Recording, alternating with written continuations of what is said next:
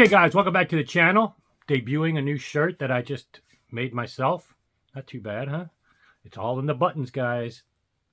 Just buttons alone can make the difference.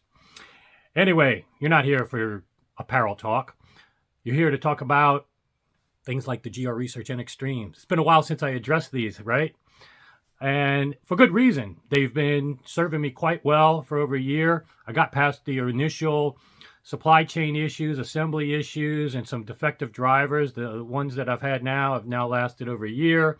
I've had it dialed in with the mini DSP. I had it dialed in with my subs. And I was achieving a level of performance that, number one, gave me extremely high price to performance ratio.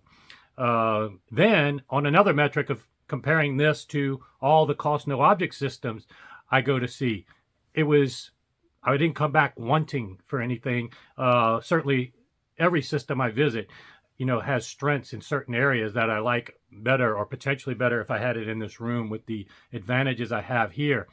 But I haven't been wanting in a certain area.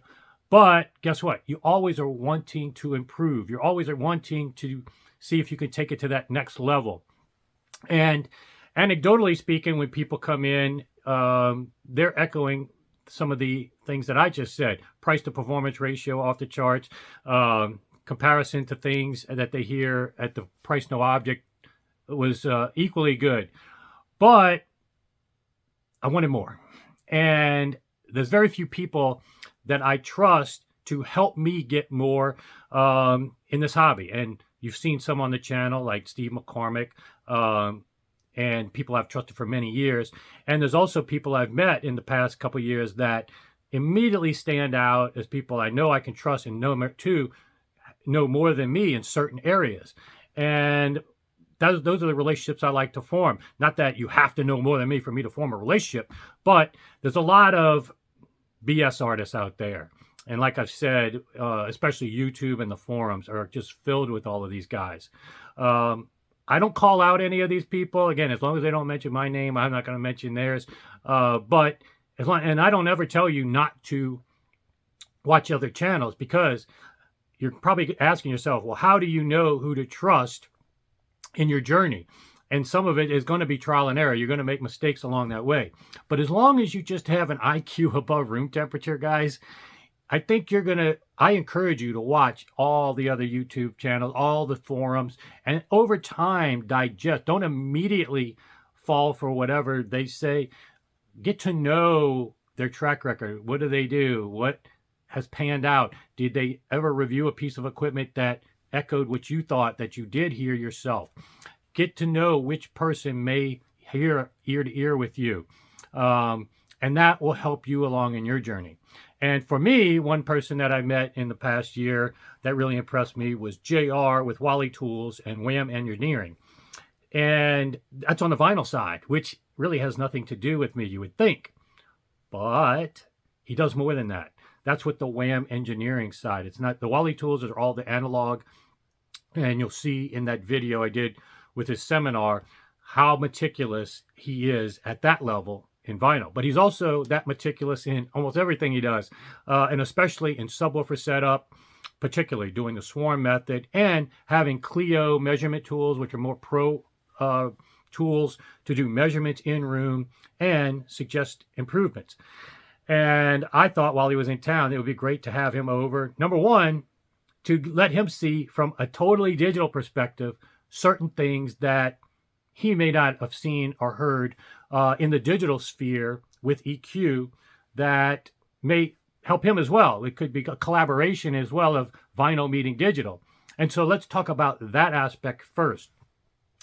We didn't do any measurements first. We didn't do just casual listening in my listening room. I was just playing test tracks that showcase certain things about my system. And first of all, I wanted to get his impression on my bass, because that's what his specialty is. Then wanted to show him some digital advantages over vinyl, such as YouTube videos and my home theater, to kind of give him that flavor that I can't give him with analog. And so it was a very productive first, and thankfully for me, I wasn't embarrassed by what he said in terms of bass. He actually said it was as good as he's heard someone do, and he needed to look at the measurements to see if I left anything on the table. And I was like, hey, more power to you. Bring the measurement tools out next time later this week, and we'll go ahead and do that as well.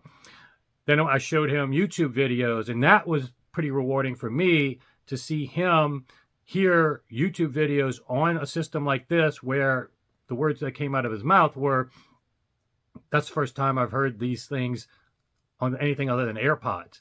And so it was nice to see him putting together the usage of high-end equipment for that purpose and what the translation was and the extra level of enjoyment.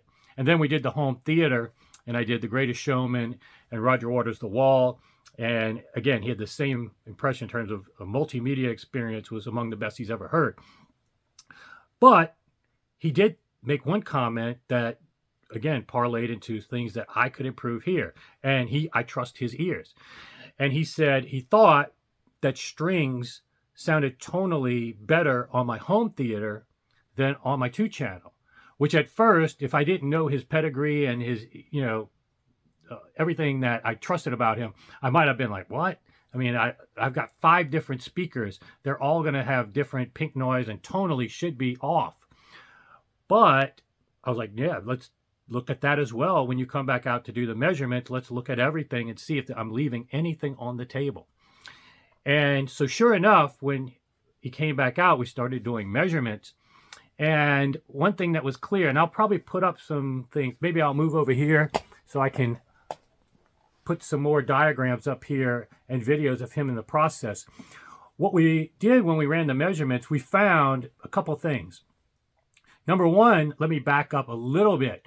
I started digesting while he was gone, and actually that night when he talked about strings, and particularly he mentioned violins as being the one area that he thought my 2-channel system could do better tonally. And it was funny because I said, you know what, if I miss any speaker since I had these GR Research NXtremes, it was my Spendor that I had a long time ago. They weren't the BC1s, but they were like another S9s or something like that. And still the BBC type speaker, Spendors, Harbeth, that kind of speaker. Just beautiful with strings and particularly violins that would kind of make you cry how accurate and beautiful they sounded. And I said, to be honest with you, that's the one area. In every other area, these speakers clearly were superior to my Spendors. But I've never heard violins quite that good again. And so the fact that you mentioned that is definitely something I want to see if I can recapture with these. And so he felt confident that once he got the measurements in tune, he could figure out maybe what's the problem. So sure enough, step 2 was doing the measurements. And what we noticed is that I had quite a high peak after like 10K, especially when you started getting it to 14 to 16K and all the way up. And for my 2-channel setup, I actually kind of ignore that area. Reason being is with my 2-channel setup, as you've seen in prior videos, I only use direct to baseline things, and then I mainly use the bands of EQ in the mini DSP to tone it to my preferences, whether it's the Fletcher Munson or whatever it is that to my ears sounds correct and corrected for whatever room anomalies. I want to save those bands for the guts of the music, not the extremes at 20,000 hertz or 20 hertz. But what he was finding out is that, and sharing with me, that I kind of was ignorant about. Although I did go back and found that I had a curve that addressed it in the past. But I didn't address that area that had a peak. And what we realized is that it wasn't anything oscillating amps that were producing this extra high frequency. It wasn't a driver resonating or any kind of mechanical problem. It was purely an electrical problem in terms of the speakers themselves measure. If you look at Danny Ritchie's site, there is a peak in the GR Research NXtremes after you get to 10K. And we measured that exact same thing here in the room, even at my listening position. And then when he did 1 foot away with his Clio measurements, it was even more obvious that that translated from the measurements that Danny has and on the speaker to my room, but even accentuated a little bit more for whatever reason. And so the thought was, you can fix, even though you can't hear, and I encourage you to go ahead and play 14,000 hertz or 12,000 hertz, even 10,000 and 8,000 hertz, And you might tell yourself, kind of like I did, nah, if I'm going to change any area and not use DSP too much, it's probably going to be in that area. But what I realized is that that peak, once we did decide to address it with an EQ band and get it tamed down a little bit to more normal with the rest of the frequencies, man, I could not believe how strings sounded different. That extra high frequency energy. And there are sometimes people that come in and think, man, that resolution is really good. And it's not bright. It's not the 1,000 to 6,000 hertz that sometimes did glare bright. But when you have that extra energy in that area, it sometimes gives people a little bit of pause of, is that extra resolution or what? And so getting rid of that takes some of that tonal coloration out. If it's too high of energy, it does impact fundamental is here, but the harmonics are such that it affects a lot more than you think.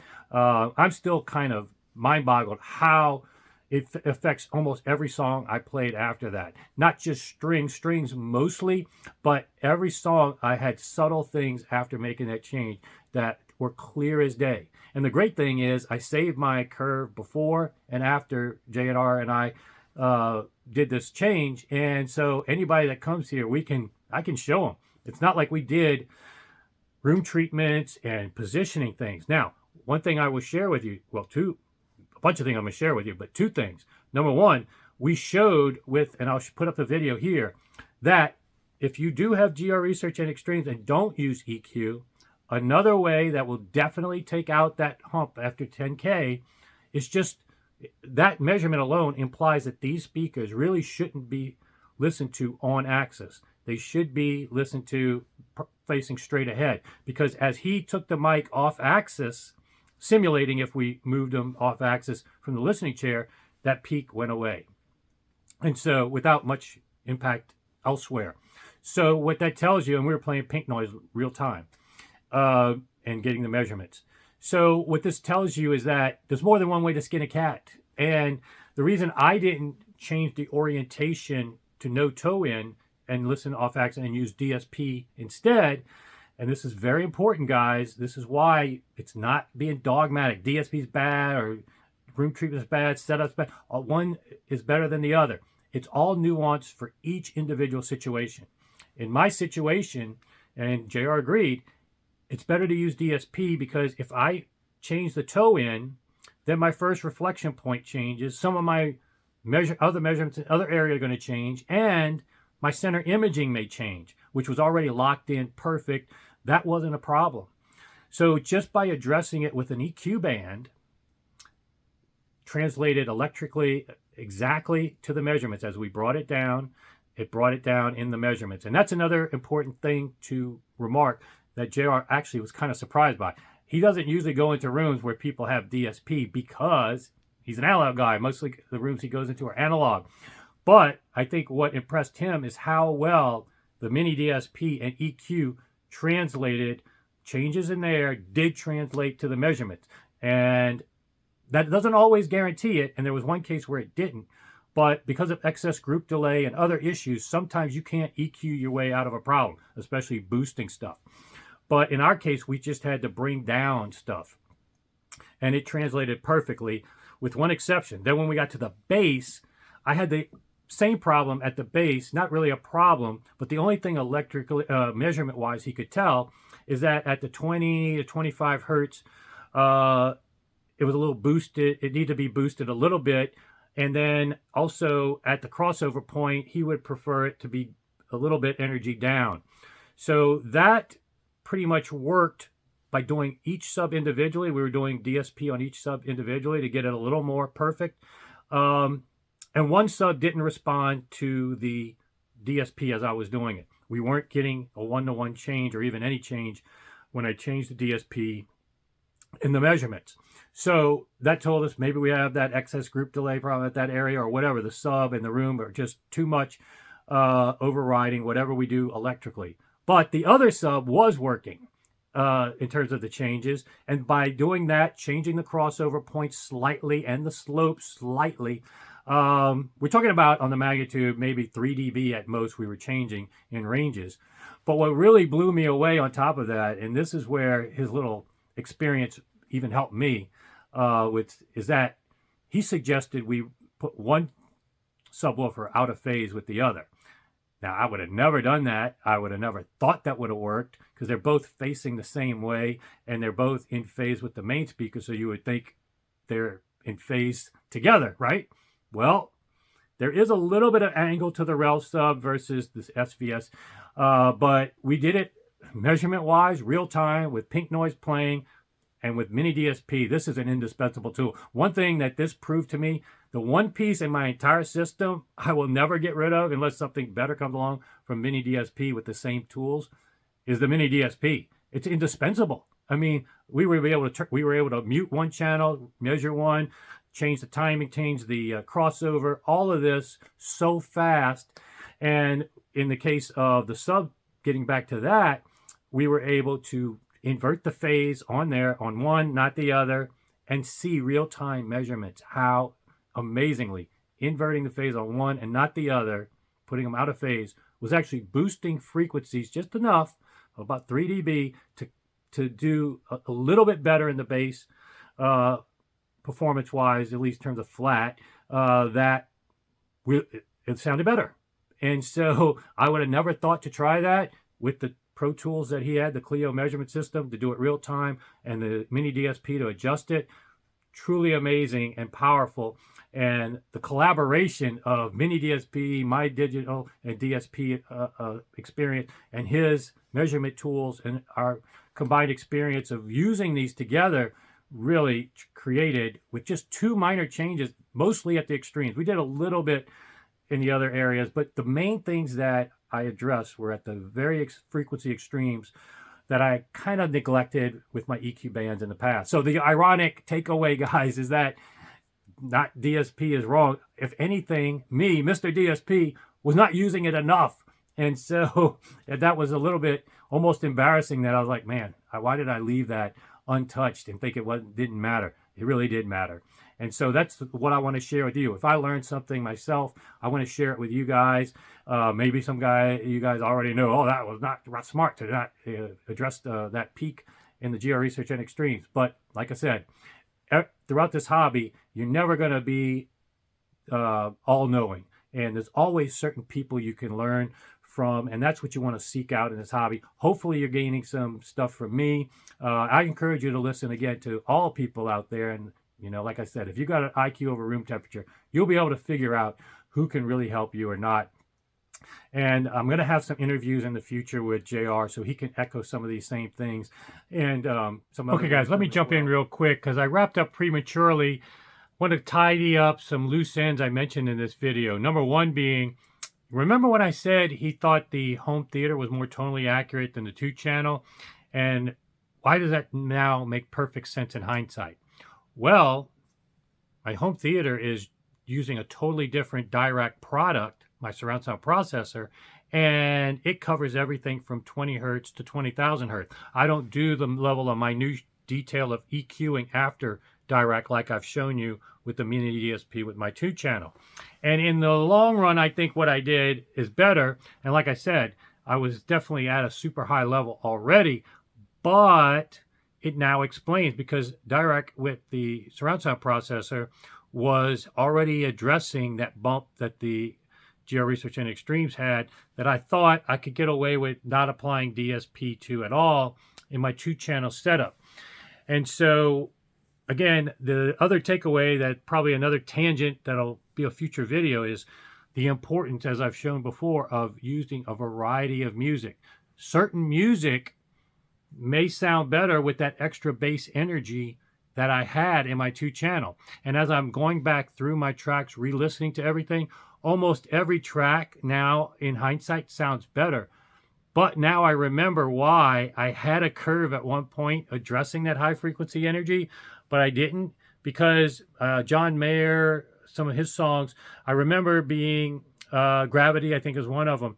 I remember thinking that the hi-hat and the drums didn't have enough energy, high frequency energy, and that was a mistake on my part, because in hindsight now, getting rid of that curve that I previously had addressing the bump in the high frequencies was a trade-off that, you know, sometimes the mastering of a particular song may not expose something that on a wider variety of songs and tracks is a bigger problem. You may solve something in one and not another, just due to the way that person mastered it. So that's why you never really want to use one song when setting up your system, or else it's tuned to whatever that mastering recording engineer thinks and hears. And I'll probably even have a video in the future on Fletcher Munson. That's a very important concept to understand, how our ears are different from mics in hearing volume levels of different frequencies, and how recording engineers sometimes apply Fletcher Munson themselves into the recording, and sometimes they don't. And so depending on what track you're listening to, you may be EQing for something they've already EQ'd, and vice versa. And so this is never a 100% foolproof science. It's much more complicated. And like I've always tried to bring out on this channel, it's all in the nuances, not dogmas of analog's always better than digital, digital's always better than analog, this is better, that's better, this is the only way, this is not the way. Like I'm showing here today, we could have towed out the speakers, we could have changed some things, not using DSP. We could use DSP. In one case it works. We had to do with subs. One DSP didn't work. Another sub, it did work. I want to just show nuances and little excerpts when I encounter them like this, to show you it's not all about dogmas, always believing and saying 100% this is the way and the only way.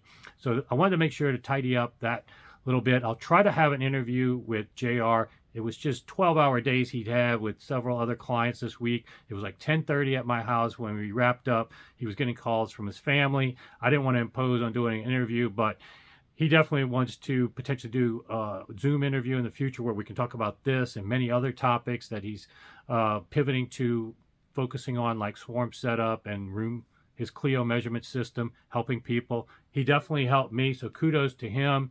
I'm glad I've met him, and it's rare to find those people that, you know, you can really trust and really help you out. So be sure to give him a call if you ever need help as well. I'm happy to help you as well based on what I've learned over the years and my expertise in DSP. So sign up, subscribe if you haven't already, because I got plenty of cool content coming soon.